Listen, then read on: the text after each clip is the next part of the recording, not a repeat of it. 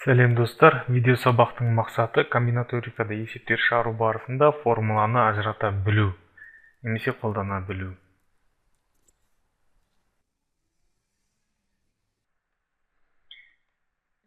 Берілген мәтінді оқып болғаннан соң мына бір сұраққа жауап беру керекпіз.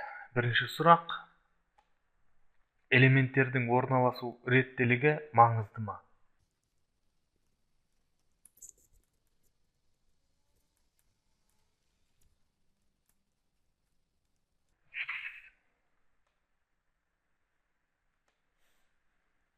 Егер маңызды болса, я дейік.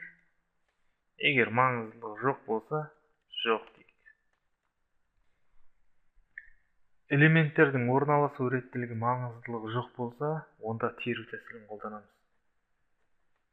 Теру тәсілінің формуласы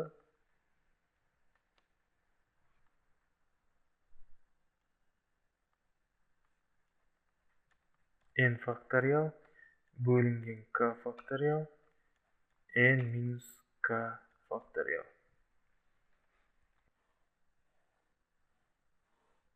Элементтердің орналасу реттілігі маңызды жоқ. Яғни A деген оқушы мен B деген оқушы болсын.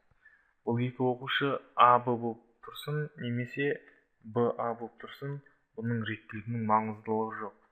Немесе мынандай да бір мысал бар. Мысалға 12, 21, екі түрлі сан, я? Бірі 12, екіншісі 21. Егер екі санды таңдап аламыз десек, 1, 2, немесе 2, 1 болып тұруы бұл бір тәсіл болып есептеледі. Міне, реттілік дегеніміз, маңыздылығы жоқ дегеніміз мынау. Екі санды таңдап алу, екі адамды таңдап алу, немесе 3 адамды шығару, немесе 4 адам таңдап алу деген сияқты.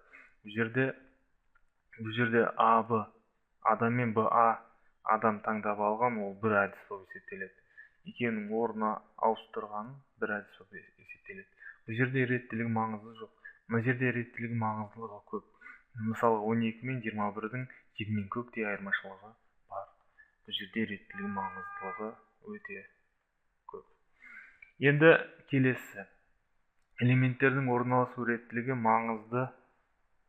маңыздылығы бар болса, онда алдымен бірінші, мына бір екінші сұраққа жауап беру керекпіз. Бұл бір сұрақ: элементтер орын санына сәйкес келе ме?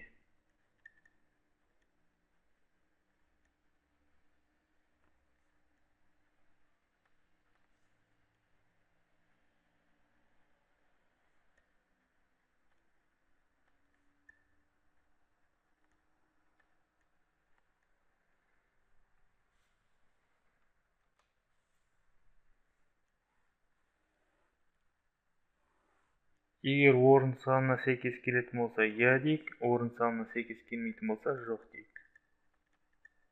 Егер элементтер орын санына сәйкес келетін болса, онда алмастыруды қолданамыз. Формуласы Pn тең n факториал. Орын санына сәйкес келеді деген сөз, яғни 10 сан берілсін, 10 таңбалы қанша сан алуға болады делік. Яғни бұл жерде элементтер саны мен орын саны бір-біріне сәйкес. Яғни барлық мүмкін жағдаяттар 10 факториал болады. Келесі: элементтер орын санына сәйкес келмесін. Ол кезде орналасуды қолданамыз. Формуласы A, n, k, n факториал бөлінген n минус k факториал. Яғни 5 сан берілсін, орын саны 3 сан. Яғни 3 таңбалы қанша сан алуға болады? 5 саннан 3 таңбалы қанша сан алуға болады? Жауабы A, 5-те 3. Осылай.